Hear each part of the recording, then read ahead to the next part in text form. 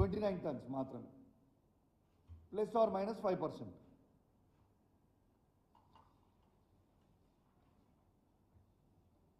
అదేవిధంగా 12 వీలర్ది కూడా మీరు చూడొచ్చు 25 టన్ మాత్రమే.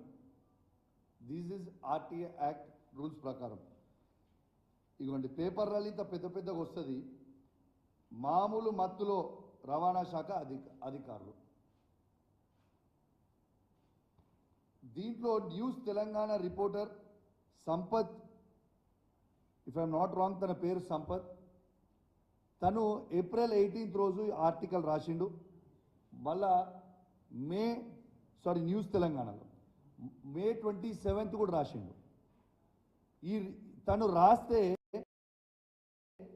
ఇలా ప్రెస్ మిత్రులకి తనని మీరు అడగొచ్చు, ఫోన్ చేసి మేము మంత్రి అంచనము అని వాళ్ళ స్వయంగా తనను కూడా బెదిరించింది వాస్తవం. యూ కెన్ ఆస్క్, మీ కొలీగే కదా, మీరు అడగండి ఇది నిజమా కాదా అనేది కూడా మీరు అడగండి. This is the fact. దీంతో పాటు నేను మొన్న 6th రోజు లారీలని 13 లారీలను పట్టుకుంటే, ఇదిగోండి 13 లారీలను పట్టుకుంటే ఇట్లా రాత్రి హుజరాబాద్లో 13 లారీలను పట్టుకుంటే హుజరాబాద్ పట్టణంలో డిటిసి గారికి స్వయంగా ఒక శాసనసభ్యునిగా నేనే ఫోన్ చేసి ఇవి ఓవర్లోడ్ లారీస్ పోతా ఉన్నాయి, దయచేసి మీరు సీజ్ చేయాలని నేను కరీంనగర్ డిటిసి గారికి ఫోన్ చేసి చెప్తే రాత్రి 10 గంటలకి 2 లారీలు మాత్రమే సీజ్ చేసి 11 లారీలని ఇచ్చిపెట్టింది. ఆ రోజు ఏం చెప్పింది నాకు డిటిసి గారు, రాత్రి నాకు సెక్యూరిటీ లేదు, దయచేసి పోలీస్ వాళ్ళకి చెప్పమంటే డిటిసి గారిని లైన్లో పెట్టి హుజరాబాద్ పట్టణంలో ఉన్న సీఐ గారికి కాన్ఫరెన్స్ పెట్టి మీరు ఖచ్చితంగా డిటిసి గారికి సెక్యూరిటీ అందజేయాలి, ఖచ్చితంగా ఈ లారీలను సీజ్ చేయాలని నేను ఆ రోజు రిక్వెస్ట్ చేస్తే ఇమీడియట్ ట్రాన్స్పోర్ట్ మినిస్టర్ గారు డిటిసి గారికి ఫోన్ చేయగానే ఈ 11 బండ్ల నుంచి ఇట్లాంటి 11 బండ్లు ఇప్పుడు నంబరు చదువుతా, 11 బండ్ల నుంచి 2 బండ్లు సీజ్ చేస్తారు, తతిమ బండ్లన్నింటినీ కూడా ఇచ్చిపెడతారు. మీకు ఆ నంబర్లు కూడా చదువుతా. TS29TB3299 ఒక బండి, TS23T9990 బండి, TS29T7899 ఒక బండి, TS20U0459 ఒక బండి, TS36TA6099 ఇంకో బండి, TS36T1008 ఒక బండి, AP39VA5349 ఒక బండి, TG36T0819 ఒక బండి, TG23T0819 ఒక బండి, ఇంకొక 2 బండ్లు నంబర్లు మిస్ అయినాయి. ఎంత బాధ అనిపిస్తుందంటే ఇలా ఆర్టీఓ అధికారులందరికీ చెప్తా ఉన్నాను, మీరు తస్మాత్ జాగ్రత్తగా ఉండాలి. ఇలా ఈ ప్రభుత్వం ఉండొచ్చు, రేపు మళ్ళా ప్రభుత్వం మారొచ్చు, మీరు మాత్రం శాశ్వతంగా ఉండేటోళ్ళు, రేపు మీరు ఇబ్బందులు పడతారు. ఇలా నేను ఒకటే అడుగుతున్నా, ఇంత పెద్ద స్కామ్ గురించి నేను బయటపెట్టి చెప్తే ఒక శాసనసభ్యునిగా లైవ్గా లారీని పట్టుకొని వేబ్రిడ్జ్లో చూపించిన తర్వాత కూడా ఇంకా అదే విధంగా ఓవర్లోడ్లో బండ్లు కొట్టుకుంటా హుజరాబాద్ మీద నుంచి పోతే కౌశిక్ రెడ్డి గారు ఆపుతున్నారని ఒక ఉద్దేశంతో ఏం చేస్తారు, కరీంనగర్ మీద నుంచి కొత్తపల్లి నుంచి తీసుకొని హుస్నాబాద్ కొడుతున్నారు, హుస్నాబాద్ మీద నుంచి భీమదేవరపల్లి ఎల్కతుర్తి టు వరంగల్ కొడుతున్నారు. రాత్రి 1 నుంచి తెల్లారు 5 వరకు రాత్రి మిడ్నైట్ హుజరాబాద్ మీద నుంచి కొడుతున్నారు. మరి ఈ లారీలని ఎందుకు ఆపుతలేరు, ఈ లారీలని ఎందుకు సీజ్ చేస్తలేరు, దీని మతలబ్ ఏంటిది అని నేను అడుగుతా ఉన్నాను. నేను ఇంకోటి చెప్తా ఉన్నా, అధికారులందరూ కూడా చెప్తా ఉన్నాను, నేను స్వయంగా ట్రాన్స్పోర్ట్ సెక్రటరీ గారికి, కమిషనర్ గారికి, డిటిసికి, ఆర్టీఓకి స్వయంగా నేనే ఫోన్ చేసి చెప్పిన, మీ మంత్రి గారు చేస్తున్న స్కామ్ ఇది, ఎట్టు పరిస్థితుల్లో ఓవర్లోడ్ పోతున్నాయి, ఖచ్చితంగా మీరు ఆపాలి అని నేను చెప్తున్నా. చెప్తే సరే అని విన్నారు. మళ్ళా అదే విధంగా కొడతా ఉన్నారు.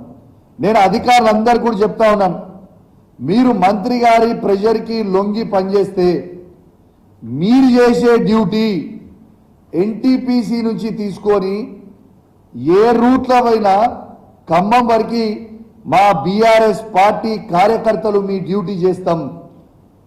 ఎక్కడ పడితే అక్కడ లారీలను ఆపుతాం. బాజాప్తు ఈ స్కామ్ని బయట పెడతాం. మళ్ళా మీరేదో ఉస్తాబాద్ నుంచి తీసుకపోతే ఏం కాదని నువ్వు అనుకుంటున్నావు కావచ్చు. పొన్నం ప్రభాకర్ గారికి చెప్తున్నా, నీ ఉస్నాబాద్ నియోజకవర్గంలో కూడా ఆడ నుంచి పోతే అడుగు అడుగున మా బీఆర్ఎస్ పార్టీ కార్యకర్తలు అడ్డుకుంటారు. రాసి పెట్టుకోండి అని చెప్పి సందర్భంగా మీకు తెలియజేస్తా ఉన్నాను. ఇలా చాలా బాధాకరం ఏంటంటే, నా దగ్గర మిత్రుడు అఖిల్ అని ఓ యాక్టివ్ యువకుడు ఉంటాడు హుజరాబాద్లో. ఇదే ఫ్లై యాష్ చేయబట్టి ఆయన బండి స్కిడ్ అయి కింద పడితే తలకి దెబ్బ తగిలి అఖిల్ చనిపోయింది. అప్పటిదాకా నాకు ఈ ఫ్లై యాష్ సంగతి తెలియదు. అఖిల్ చనిపోయిన తర్వాత అసలు ఇది ఏంటిది, ఈ దుమ్మేంటిది, రోడ్డు మీద ఎట్లా పడుతుంది, ఇదంతా ఏంది అని ఆ రోజు నేను ఎంక్వైరీ చేస్తే ఈ ఫ్లై యాష్ గురించి అనేది మొత్తం బయటపడ్డది, ఈ స్కామ్ గురించి. ఇలా నేను పొన్నం ప్రభాకర్ గారికి చెప్తా ఉన్నాను, పేద విద్యార్థులు, పేద యువకులు, పేదోళ్ళ శవాల మీద పైసలు ఏరుకుంటున్న పొన్నం ప్రభాకర్ గారికి ఖచ్చితంగా మా అఖిల్ గారి శాపం పాపం ఖచ్చితంగా నీకు తగులుతుంది, రాసి పెట్టుకో అని చెప్పి సందర్భంగా తెలియజేస్తా ఉన్నాను. ఇలా అఖిల్ చనిపోయిండు, ఇంజనీరింగ్ చేసిన పిల్లగాడు, చదువుకున్న పిల్లగాడు ఇలా చనిపోయిండు ఈ ఫ్లై యాష్ చేయబట్టి. ఎవరు బాధ్యులు దీనికి? Who is responsible? ఇలా ఆ విద్యార్థులు అడక్కి సింగపూర్లో కిడ్స్ కాలేజ్ ఉంటుంది, కిడ్స్ ఇంజనీరింగ్ కాలేజ్. వేలాది మంది విద్యార్థులు ఆ రోడ్డు మీద పోతూ ఉంటారు. ఈ ఫ్లై యాష్ ఏమో సరిగ్గా దాంట్లో గట్టక ఓవర్లోడ్ అవడం వల్ల ఎక్కడ పడితే అక్కడ స్పిల్ అయిపోతూ పోతుంటుంది రోడ్ల మీద. స్పిల్ అయిపోతున్నప్పుడు యాష్ అనేది ఎట్లుంటుంది, సన్నగా ఉంటుంది, బండి స్కిడ్ అవుతుంది. మరి ఇప్పుడు దీని బాధ్యత ఎవరు అని చెప్పి నేను అడుగుతా ఉన్నాను. ఓ ట్రాన్స్పోర్ట్ మినిస్టర్గా నీ బాధ్యత లేదా? ఇవాళ బండ్లు ఎందుకు మరి హుజరాబాద్ నుంచి పోకునియకుండా మళ్ళీ హుస్నాబాద్ మీద నుంచి ఎందుకు తీసుకుపోతున్న బండ్లు అన్ని కరెక్ట్ అయ్యి ఉంటే? మీరు ఫ్లై యాష్ కొట్టుకొని మాకేం అభ్యంతరం లేదు, కానీ యాజ్ పర్ రూల్స్ నామ్స్ ప్రకారం కొట్టుకుంటూ పోండి. అవి కొట్టుకొని పోతే ఓవర్లోడ్ పోతే రోడ్లు పాడవుతున్నాయి. ఈ ఫ్లై యాష్ రోడ్ల మీద పడి ప్రజల ప్రాణాలకి ఇబ్బంది అవుతుంది. Is is not the truth? నేను అబద్ధాలు ఏమని చెప్తున్నా? నేను ఒక్కటే అడుగుతున్నా, ఈయనకి ఎందుకు అంత భయం అవుతుంది? నేను ఇప్పుడు లైవ్ చూసిన, నీకు దమ్ముంటే నేను చెప్పింది అబద్ధమన్ను అంటే నేను నీతోని చర్చకు రావడానికి సిద్ధంగా ఉన్నా. నన్ను ఏడికి రమ్మంటారో మీరు చెప్పండి. మీడియా ద్వారా పెట్టుకుందామా, అమరవీరుల స్తూపం ద్వారా పెట్టుకుందామా, పెట్టుకుందామా చెప్పండి. I'm ready to come. మీరు ఆపకపోతే మేము అధికారులకు ఇప్పటికి కూడా చెప్తున్నాం, మళ్ళా మీరు గిట్ల ఈ స్కామ్ని మీరు ఆపకపోతే మంత్రి గారి ఒత్తిడి వల్ల మీరు గిట్ల ఇవి ఆపకుండా అట్లనే పెడితే ఖచ్చితంగా నేను చెప్తా ఉన్నాను, రేపు మేము మా కేసీఆర్ గారి నాయకత్వంలో ఎమ్మెల్యేల బృందాన్ని వేసుకొని ఎన్టీపీసీ నుంచి ఈడి వరకు మొత్తం తిరిగి లైవ్గా అందరం కూడా మళ్ళా చూపిస్తామని కూడా ఈ సందర్భంగా మీకు తెలియజేస్తా ఉన్నాను. నేను ఎన్టీపీసీ ఈడీ గారిని కూడా అడుగుతా ఉన్నాను, is it not your duty to control this overloads from your NTPC ash pond? Why are you yielding to it? At NTPC it is a shame, and when I called ED, he asked me, is it this possible? అమ్మా ఇట్లా చేయడం అని నన్ను అడుగుతున్నా అమాయకంగా. మీకు కొంచెమని ఉండాలి కదా. Is this not possible? Is it not a shame on you? NTPC pond నుంచి మీరు ఈడీగా వండుకుంటూ మంత్రి గారికి ప్రెషర్కి లొంగుకుంటూ వి యాష్ పాండ్ నుంచి బయటకు వచ్చేటప్పుడు ఎన్ని క్యూబిక్ మీటర్లో రాయకుండా పర్మిట్ స్లిప్లో రాయకుండా బయటికి వెళ్తుంది, అవుట్ వెళ్తుంది అంటే it's not shame on you. నేను డెఫినెట్గా చెప్తా ఉన్నాను, ఎన్టీపీసీ కేంద్ర మంత్రి పవర్ డిపార్ట్మెంట్ కిందికి వస్తుంది. డెఫినెట్గా నేను వీళ్ళు దీని మీద తీసుకొని సరిగా చేయకపోతే నేను ఖచ్చితంగా ఢిల్లీకి పోయి కేంద్ర మంత్రి గారిని కూడా డెఫినెట్గా మేము కలిసి చెప్తాం ఈ స్కామ్ గురించి. What is the interest? ED గారికి మేము ఫోన్ చేసినా ఇప్పటిదాకా పట్టించుకోకుంటే ఏందన్నట్టు. రెండోది ఇంకోటి చూపిస్తానండి. నిన్న లారీస్ని ఇది మన ఒక్క నిమిషం అండి, I just show you the lorries.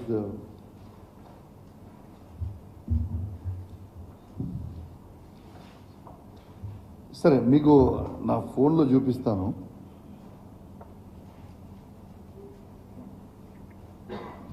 కాదు లారీస్ది ఇది పట్టుకున్నాను. ఒక్క నిమిషం అండి, I just show you 1 second.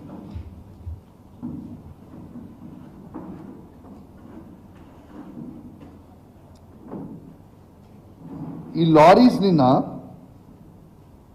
అధికారులు అధిక లోడ్తో వెళ్తున్న ఇసుక లారీలని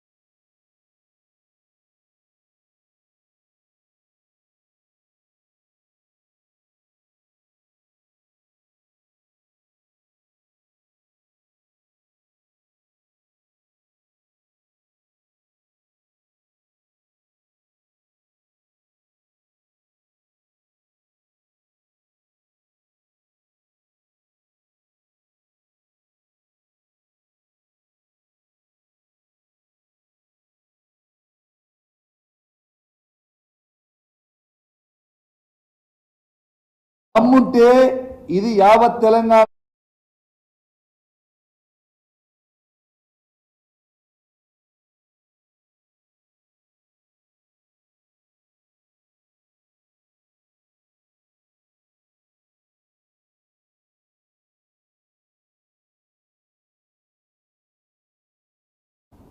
మీకు ఖచ్చితంగా మా అఖిల్ గారి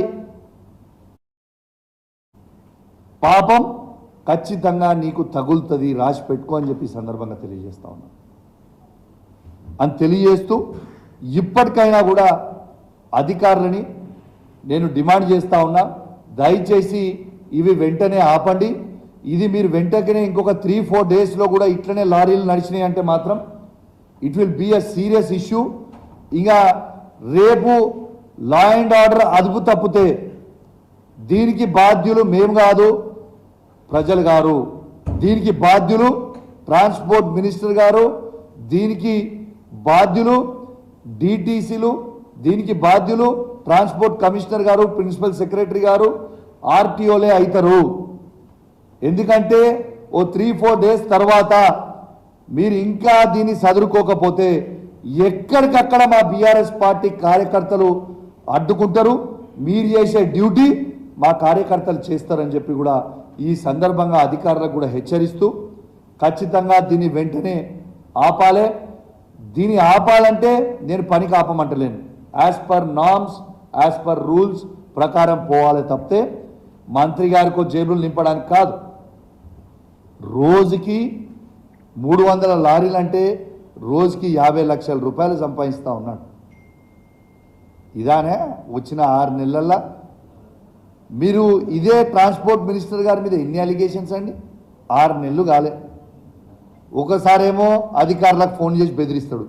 మీ అందరు లైవ్గా వీడియో విన్నారు. ఎంఆర్ఓ గారికి, ఆర్డీఓ గారికి ఫోన్ చేసి ఏం చెప్తారు? కౌశిక్ రెడ్డి గారు ఎమ్మెల్యే గారికి కళ్యాణ లక్ష్మి చెక్కులు మీరు పంచనిస్తే మంచిగా ఉండదు అని బెదిరిస్తాడు. నోటిద్దులా రెడ్ హ్యాండెడ్గా దొరికిపోయింది. దాంతోపాటు సైదాపూర్ మండలంలో ఒక గ్రామంలో ఒక పేద గౌడ బిడ్డ ఉంటాడు. ఆ గౌడ బిడ్డని ఫోన్ చేసి నోటికి వచ్చినట్టు తిడతాడు. ఇలా మంత్రియా ఇంకేంటిదైనా? లేకుంటే స్టేజ్ మీద ఉంటాడు, కార్యకర్తల కడుపులో డిషూమ్ డిషూమ్ డిషూమ్ డిషూమ్ అని కుదురుతాడు. అరే వాట్ ఈస్ దిస్? ప్రెస్ మీడియాలో పోతాడు. ప్రెస్ మీడియాలో ఎవరైనా క్వశ్చన్ అడితే అంటాడు. అరే ఇదేంటి భయ్, వాట్ ఈస్ దిస్? అంటే ఇంత జోకర్ అయిపోయిండు. ఈ స్కామ్ గ్రేస్ని నిజంగా కాంగ్రెస్ స్కామ్ గ్రేస్గా మారిపోయింది. ప్రజలందరూ కూడా మిమ్మల్ని గమనిస్తూ ఉన్నారు. మీ అందరికి కూడా చెప్తా ఉన్నాం, ఖచ్చితంగా మీ అందరికీ కూడా ప్రజలు గమనిస్తూ ఉన్నారు. మీరు రాబోయే రోజుల్లో తీవ్రమైన పరిణామాలు కూడా ఎదుర్కోవాల్సి వస్తుంది. అధికారులకి ఫైనల్గా ఇంకొకటి చెప్తున్నా, అధికారులకి ఎగ్జాంపుల్ మీకు ఆంధ్రప్రదేశే 2019లో వైఎస్ఆర్ కాంగ్రెస్ పార్టీ గెలిచింది. ఆ రోజు తెలుగుదేశం పార్టీ మొత్తము 23 సీట్లకు పడిపోయి కిందికి పడిపోయింది. అధికారులు ఎటువంటి అటు చేసుకుంటే 5 సంవత్సరాల తర్వాత మళ్ళీ తెలుగుదేశం పార్టీ వచ్చింది. ఇలా మీ పరిస్థితి ఏంటిదాడా ఆంధ్రప్రదేశ్లో అధికారులు? రేపు తెలంగాణలో కూడా లేదా కాంగ్రెస్ పార్టీ ప్రభుత్వం ఉన్నది, వాళ్ళ కొంగు చేస్తాము, వాళ్ళు చెప్పింది మేము చేస్తాము అని మీరు అనుకుంటే మళ్ళా బీఆర్ఎస్ పార్టీ తెలంగాణ రాష్ట్రంలో అధికారానికి రాక తప్పదు. మళ్ళా వచ్చిన రోజు మాత్రం మీ అందరు మాత్రం పరిశానలో పడతారు. కాబట్టి మీరు దయచేసి రూల్స్ ఎట్లున్నాయో రూల్స్ ప్రకారం మీరు పనిచేసుకుంటే బాగుంటుందని మీకు హెచ్చరిస్తూ ఉన్నాం. ఇలా అధికారులు ఎవరైతే చేస్తలేవో మేము కూడా రెడ్ బుక్ మెయింటైన్ చేస్తున్నాం. రెడ్ బుక్లో అన్ని పేర్లు రాసుకుంటున్నాం మేము కూడా, no problem. It's matter of time వచ్చినప్పుడు మళ్ళీ మీకు కూడా తీవ్రమైన పరిణామాలు ఎదుర్కోవాల్సిన పరిస్థితి వస్తుంది. కాబట్టి మీరు దయచేసి, మీ మీద మాకు గౌరవం ఉంది, మిమ్మల్ని మేము బెదిరిస్తలేం, కానీ మీకు జస్ట్ గుర్తు చేస్తున్నాం మీ బాధ్యతని. కాబట్టి బాధ్యత తప్పకుండా, మీకు అధికారులు బాధ్యత తప్పకుండా, దయచేసి ప్రోటోకాల్ తప్పకుండా ఎమ్మెల్యేలు బీఆర్ఎస్ పార్టీ వాళ్ళు కావచ్చు, కాంగ్రెస్ పార్టీ వాళ్ళు కావచ్చు, బీజేపీ పార్టీ వాళ్ళు కావచ్చు, అందరు కూడా ప్రజలు ఓట్లు వేస్తేనే గెలిచిన వాళ్ళు. దయచేసి అందరికీ as per protocol, as per watt ever ఉంటే దాని ప్రకారం మీరు చేయండి. తప్పితే మీరు జాదా హుషారీ చేస్తే జాదా హుషారీ జాన్కు ఖతరా అవుతుంది. తర్వాత మీ ఇష్టం అని చెప్పి మీ అందరికి కూడా తెలియజేస్తూ సెలవు తీసుకుంటా ఉన్నాను. జై తెలంగాణ, జై KCR. Thank you very much.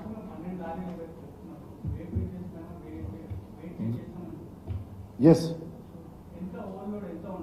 Double ఉంది బ్రదర్. ఇప్పుడు 30, ఇప్పుడు ఎగ్జాంపుల్ నీకు చెప్తామా, 2.5 టన్స్. ఇప్పుడు ఎగ్జాంపుల్ నీకు చెప్తున్నా. ఇప్పుడు ఒక లారీ TS 36 TA 4689 అని ఒక లారీ ఉంది. ఈ లారీ దీంట్లో వీళ్ళు యాక్చువల్లీ ఈ లారీ పోవాల్సింది 32 టన్స్, లేకుంటే 36 టన్స్ మ్యాక్స్. ఇగో వే బ్రిడ్జ్ దగ్గర చేసింది you can see it is 76.5 tons అంటే లిటరలీ డబుల్ మీద it's more than double it's double అనుకోండి దానికి లారీ ఈజ్ ది 14 టన్ తీసేస్తే లారీ వెయిట్ 14 టన్ తీసేస్తే it is double the weight as travel చేస్తాం it is the truth it is live పట్టుకున్నాం evidence చూపించినాం అయితే అరే రూల్స్ కదా బ్రదర్ అవుతుంది నేను తయారు చేసింది కాదు కదా లైవ్గా ఆర్టీఓ గారు ముంగట ఇవి లైవ్గా వే బ్రిడ్జ్ తీసుకొని వచ్చినా మీకు ఇవి రిజిస్ట్రేషన్ అందుకే యాక్సిడెంట్స్ అవుతున్నాయని చెప్తున్నా ఆ లారీ తట్టుకోలేక దాని కెపాసిటీ 32 టన్స్ ఉంది వాళ్ళు 73 టన్స్ అలా తీసుకుపోతున్నప్పుడు ఏమవుతుంది దాంట్లో బ్యాలెన్స్ ఉండదు దాంట్లో ఫ్లై యాష్ అంతా పైనుంచి వస్తుంది అదంతా రోడ్డు మీద పడుతుంది ఆ రోడ్డు మీద పడడంతో ఏమవుతుంది ఎవరైనా బైక్లో పోయేవాళ్ళు ఎవరన్నా కావచ్చు అదే విధంగా చెప్తాను మీకు ఆ లారీ రోడ్డు మీద పడడంతో ఆ ఫ్లై యాష్ రోడ్డు మీద పడటం బండ్లు స్కిడ్ అవుతాయి అదే 2 వీలర్ మీద స్కిడ్ అయితే ఒక పేద అబ్బాయి అఖిల్ అనే అబ్బాయి స్కిడ్ అయి చనిపోయింది నా దగ్గర మిత్రుడు చనిపోయింది ఇప్పుడు young boy is just around 27-28 years ఉంటాడు వాళ్ళ కుటుంబాన్ని ఎవరు చూసుకోవాలి బ్రదర్ ఇంత దారుణం అప్పటిదాకా దీని సంగతి ఏంటో తెలియదు నాకు అఖిల్ జరిగిపోయిన తర్వాతనే దీని సంగతి తెలిసి దీని గురించి మాట్లాడడం జరుగుతుంది నేను దీని గురించి ఏదో డైరెక్ట్గా పెట్టి చెప్పట్లేదు నేను 1.5 month నుంచి రెగ్యులర్గా అధికారులకు చెప్తా ఉన్నాను ఇది చాలా డేంజరస్ స్కీమ్ అవుతుందండి చెక్ చేసుకోండి అని చెప్తా ఉంటే చాలా లైట్గా తీసుకున్నారు ప్రజలందరూ కూడా ఇబ్బంది పడుతుంటే యువకులు మొత్తం నా దగ్గరకు వచ్చి చెప్పిపోయిన తర్వాతనే దీన్ని చేయడం జరిగింది హుజరాబాద్లో ఉన్న యూత్ అంతా నా దగ్గరకు వచ్చి అన్న ఇట్లా అవుతుంది మాకు ఇబ్బంది అవుతుంది మా వాళ్ళు చనిపోయినరు మీరు ప్లీజ్ దీని మీద స్పందించండి దీనిలో లక్షల కోట్ల రూపాయల స్కామ్ అవుతుందని వాళ్ళు చెప్తేనే కదా నేను స్పందించింది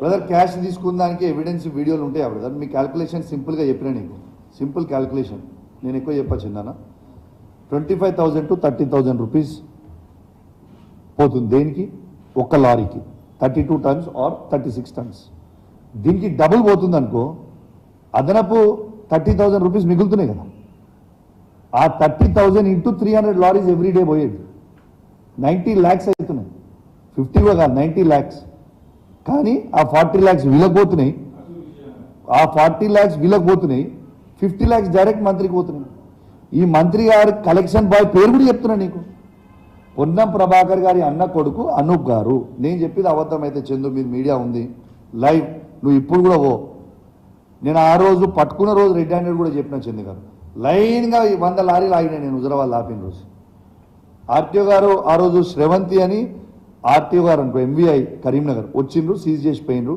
తనకు చెప్పిన తన కళ్ళ ముందర నుంచి పోతున్నాయి బండ్లు right in front of our eyes లారీలన్నీ ఆగున్నా కూడా నేను ఫోన్ చేసి చెప్పినా కూడా బండ్లు సీజ్ చేయలేదు what is the interest exactly ఎవరు okay sir will look into it అంటారు చేయరు దాని అర్థం ఏంటిది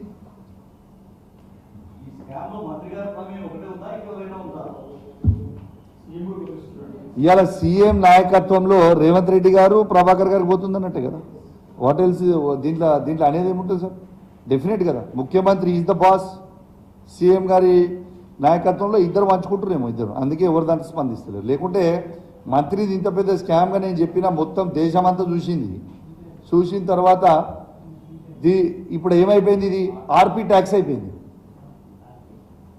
అంతే రేవంత్ పొన్నం ట్యాక్స్ ఏది ఇప్పుడు ఎట్లయిపోయిందంటే this is become RP tax Revanth Ponnam ట్యాక్స్ని ఆర్పీ ట్యాక్స్ రెడీగా అయిపోయింది ఇది కాబట్టి దీనికి కూడా కొత్త పేరు పెడుతున్నాం మంచిగా చెప్పింది నాకు ఆ నుంచి అందించారు this new name will be this is RP tax thank you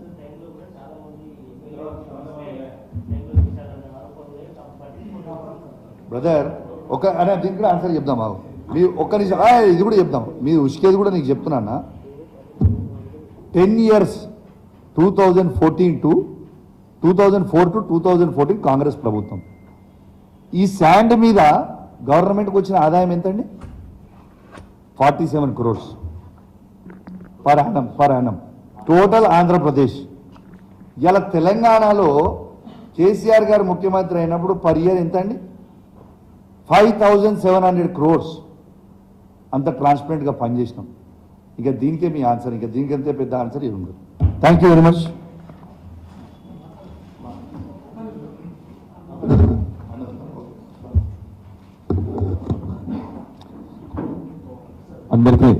అందరికీ నమస్కారం. 2 రోజుల క్రితము మా మాజీ మంత్రివర్యులు సీనియర్ నాయకుడు మా హరీష్ రావు గారు మాట్లాడుతూ మళ్ళీ ఒకసారి రైతు బంధు గురించి, అదేవిధంగా రైతు రుణమాఫీ గురించి మళ్ళీ ఒకసారి ముఖ్యమంత్రి గారిని అడగడం జరిగింది. దానికి జవాబుగా కాంగ్రెస్ వాళ్ళు గత 6 నెలలు చేస్తున్న పని మళ్ళీ రిపీట్ అవుతా ఉంది. ఏమీ లే,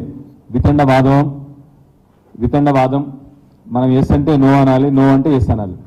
నిన్న మాట్లాడుతూ మా పక్కన మా వెమ్లవాడ కాన్స్టిట్యున్సీ ఎమ్మెల్యే విప్ ఆది శ్రీనివాస్ గారు మాట్లాడుతూ పెద్ద పెద్ద మాటలు. ఈ మధ్య ఏమైందంటే కాంగ్రెస్ ప్రభుత్వం వచ్చే నుంచి పెద్దోళ్ళని తిడితే మేము పెద్దోళ్ళం అవుతామన్న ఆచరణ ఫాలో అవుతున్నారు అందరు కాంగ్రెస్ వాళ్ళు. హరీష్ రావు గారిని పట్టుకొని హరీష్ రావుకి పని లేదు, మామ దగ్గర పోయి కూర్చోపో, నువ్వు మామని అడుగు, ఇట్లాంటి పదజాలంతో మాట్లాడుతూ ఉన్నారు. ఆది శ్రీనివాస్ గారు, దయచేసి మిమ్మల్ని ఒక రిక్వెస్ట్ చేస్తా ఉన్నాను. హరీష్ రావు గారు 7 సార్లు ఎమ్మెల్యే మంత్రిగా పనిచేసినారు. ఆయన 24 గంటలు హార్డ్ వర్కింగ్ నాయకుడు ఎవరైనా ఉన్నారు ఈ మన రాష్ట్రంలో అంటే హరీష్ రావు గారు అని అందరూ చెప్తారు.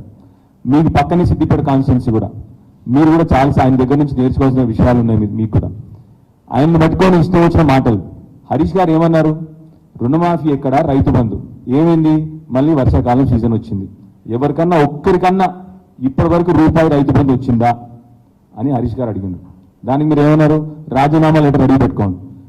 హరీష్ రావు గారు, మీరు వాగ్దానం చేసిన 13 హామీలు, 100 రోజుల్లో చేస్తామన్న 13 హామీలు మీరు కనీసం ఆగస్టు 15 వరకు చేయండి. 13 హామీలు, 6 గ్యారంటీలు, అది చేయండి. హరీష్ రావు గారు కాదు, మేమున్న 39 మంది ఎమ్మెల్యేలు కూడా రాజీనామా చేస్తాం. అంత నిక్కచ్చిగా చెప్తా ఉన్నాము. మాటలు మాట్లాడడం కాదు, పని చేసి చూపెట్టండి దయచేసి. మీరు హరీష్ రావు గారు ఏమన్నారు? మీరు కానీ ఆ రోజులో చెప్పిన హరీష్ గారు, మీరు ప్రామిస్ చేసిన 6 గ్యారంటీలు, 13 హామీలు నెరవేరిస్తే నేను రాజీనామా పత్రం పెట్టుకొని మీకు ఇచ్చేస్తానని చెప్పి హరీష్ గారు చెప్పినారు. మేమేమంటున్నాం ఇవాళ? హరీష్ గారు కాదు, మీరు ఈ ఆగస్టు 15వ తారీఖుకి ఈ 13 వాగ్దానాలు కూడా, మీరు హామీలు అన్నీ నెరవేరిస్తే మేమందరం కూడా హరీష్ రావు గారితోనే మీ దగ్గరికి వచ్చి రాజీనామా చేయాలి. ఈ పనులు చేయండి తప్ప హరీష్ రావుకి పని లేదు, హరీష్ రావుకి పని లేదా? దయచేసి మిమ్మల్ని ఒక్కటే విషయం చెప్తున్నాను మీకు. మీరు వచ్చిన కాన్స్టిట్యున్సీ గ్రామీణ కాన్స్టిట్యున్సీ, వెనుగవాడ మొత్తం రూరల్ ఏరియా. అక్కడ మొన్న మీరు కాక మీ ముందలే కళ్ళ ముందలే మొన్న అన్ని పంటలు ఎండిపోయినాయి వెనుగవాడ కాన్స్టిట్యున్సీలో. మీరు అది చూడండి. కానీ హరీష్ రావు గారిని పట్టుకొని పని లేదు. మీకు విషయం తెలియాలి. మీకు మొన్న వచ్చినన్ని ఓట్లు హరీష్ రావు గారికి 7సారి కూడా అంతకంటే ఎక్కువ మెజార్టీ వచ్చింది. మీకు వచ్చినన్ని ఓట్లు, మీకు వచ్చిన ఓట్లు 71,000. హరీష్ రావు గారి మెజారిటీ మొన్న కూడా 75,000 కంటే ఎక్కువ మెజారిటీ వచ్చింది. అలాంటి నాయకుడిని పట్టుకొని మీరు పని లేదు హరీష్ రావు గారికి, నువ్వు ఇంట్లో కూర్చో, ఇలాంటి మాకు దయచేసి ఇలాంటి మాటలు మాట్లాడకండి. మిమ్మల్ని కోరేది ఒకటే, మీరు ఇప్పుడు మీరు పోండి. ముఖ్యమంత్రి గారికి రైతుల గురించి ఏమాత్రం అవగాహన లేదు. మీరు వచ్చిన కాన్స్టిట్యున్సీ ఏమో రైతుల కాన్స్టిట్యున్సీ. మీరు పోయి ముఖ్యమంత్రి గారి పక్కన కూర్చొని రైతుల కష్టాలు చెప్పండి. రైతులకు మీరు ప్రామిస్ చేసిన రుణమాఫీ, రైతులకు మీరు ప్రామిస్ చేసిన రైతు భరోసా, ఇవన్నీ కూడా రైతులకు చేరేయండి. రైతులకు రావాల్సిన మన వరదకాలంలో, మీ కళ్ళ ముందులో మన వరదకాలంలో ఎండిపోయింది. మన ఎండాకాలంలో ఆ వరదకాలంలో నీళ్లు నింపేయండి. ఇవి మీరు చేయాల్సిన పనులు. మిమ్మల్ని దయచేసి ఒక హరీష్ రావు లాంటి మా నాయకుడిని తిడితే పెద్ద నాయకుడు అవుతానని అనుకోవద్దు. మీరు ఎవరినో మీ పార్టీని ఆనందపరచడానికి పెద్ద పెద్ద నాయకులు తిట్టడం కాదు. హరీష్ రావు లాంటి నాయకుల దగ్గర మీరైనా నేనైనా మంచి చేసే నాయకుల దగ్గర నేర్చుకుందాం మనందరం కూడా. మనం కొత్తగా మొదటిసారి ఎమ్మెల్యే అయిన మనందరం కూడా దయచేసి తిట్టి గొప్ప వాళ్ళం కాము, పనులు చేసి గొప్ప వాళ్ళం అవుతాము. మిమ్మల్ని మళ్ళీ రిక్వెస్ట్ చేస్తా ఉన్నాను, మిమ్మల్ని ఛాలెంజ్ కూడా చేస్తా ఉన్నాను. మీరు ఆ 13 హామీలు ఆగస్టు 15వ తారీఖు వరకు నెరవేర్చండి. నేను కూడా హరీష్ రావు గారితో వచ్చి నా రాజీనామా పత్రం మీకు ఇచ్చేస్తాను. మీకు ఏ భాషలో రాయమంటే ఆ భాషలో రాసిస్తాం. మేము ఏ స్పీకర్ గారి భాషలోనో, మీ మంత్రి గారి భాషలోనో, మీ ముఖ్యమంత్రి గారి భాషలో ఏ భాషలో రాసిమని రాసిస్తాం. దయచేసి ప్రజల పక్షాన నిల్చోండి. స్పెషల్లీ మీరు వచ్చిన కాన్స్టిట్యున్సీ వ్యవసాయం మీద ఆధారపడిన కాన్స్టిట్యున్సీ మీది, రూరల్ కాన్స్టిట్యున్సీ కంప్లీట్ గా మీది. మీరు ప్రజల పక్షాన్ని నిల్చోకుండా వచ్చి వేరే నాయకులు తిట్టిపోతాము, వితండ వాదనలు చేస్తాము, పనికిరాని మాటలు మాట్లాడతాము, మేము ఒకటంటే మేము రెండు మాటలు అంటాము. ఇది కాదు కావాల్సిన ప్రజలకి. ప్రజలు కష్టంలో ఉన్నారు, వర్షాకాలం వచ్చింది, మిమ్మల్ని చిన్న విషయం పడుతున్నాను. నేను నిన్నగాక మొన్న కనీసము వాళ్ళకి రావాల్సిన విత్తనాలు కూడా వస్తున్నాయి, వాళ్ళు నిజంగా కాదా మీరు దయచేసి ఆలోచన చేయండి. మీరు అందరూ కావాల్స్తే రండి, మనం కూడా మీరు నా పక్క కాన్స్టిట్యున్సీ మా రైతులతో చెప్పిస్తాం, మీకు కూడా తెలుస్తున్న విషయం. ఈ మాటలు మాట్లాడిన తప్ప హరీష్ రావు గారిని తిరిగితే మీరు పెద్ద నాయకుడు కారు, ముఖ్యమంత్రి గారిని కేసీఆర్ గారిని తిరిగితే మీరు గొప్ప నాయకుడు కారు. దయచేసి మేము రిక్వెస్ట్ చేసేది ప్రజల పక్షాన్ని నిలబడండి. మన రైతులు చాలా కష్టంలో ఉన్నారు. మళ్ళీ ఇప్పుడు 10 ఏళ్ల తర్వాత మళ్ళీ రైతులకు గోస, రైతులకు విత్తనాల గోస, రైతులకు కరెంటు గోస, రైతులకు నీళ్ళ కోసం మళ్ళీ మొదలైంది, రైతులకు ఎరువుల కోసం మొదలైంది. మిమ్మల్ని రమ్మంటే నేను కూడా మీతో వస్తాను. ముఖ్యమంత్రి గారి దగ్గరికి వెళ్ళండి, ఇవన్నీ గోసలు తీర్చండి తప్ప పెద్ద నా హరీష్ రావు గారిని తిట్టడం కాదు. దయచేసి మళ్ళీ ఒకసారి ప్రభుత్వాన్ని మిమ్మల్ని కూడా రిక్వెస్ట్ చేస్తా ఉన్నాను, రైతుల పక్షాన్ని నిలిచమని చెప్పి మీ అందరినీ రిక్వెస్ట్ చేస్తా ఉన్నాను. Thank you.